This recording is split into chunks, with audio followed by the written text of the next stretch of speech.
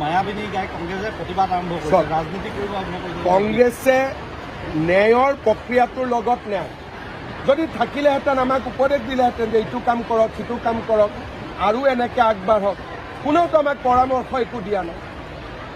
আজি তেওঁলোকে যদি সঁচাকৈয়ে জুবিনক ভাল পালেহেঁতেন আমাক 10টা পৰামৰ্শ দিলেহেঁতেন, মোক সাক্ষাৎ কৰিলেহেঁতেন যে মুখ্যমন্ত্ৰী মহোদয় এনেকৈ কৰক এনেকৈ কৰক এনেকৈ কৰক।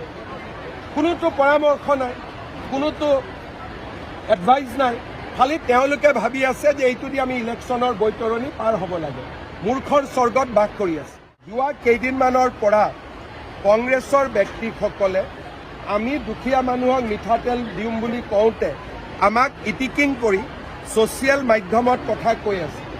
ৰাতিপুৱা মই ৰিচাৰ্চ কৰিছিলোঁ যে ইংলেণ্ডত কি খায়, তেতিয়া মই গম পালোঁ যে ইংলেণ্ডত ছানফ্লাৱাৰ তেল খায়। গৌৰৱ গগৈ 2টা ল'ৰা ছোৱালী ইংলেণ্ডত থাকে, ব্ৰিটিছ হয়, গতিকে মিঠাতেলৰ ভেলু তেওঁ বুজিব নোৱাৰে। ছানফ্লাৱাৰ তেল বুলি ক'লে তেওঁ হয়তো বুজিলেহেঁতেন।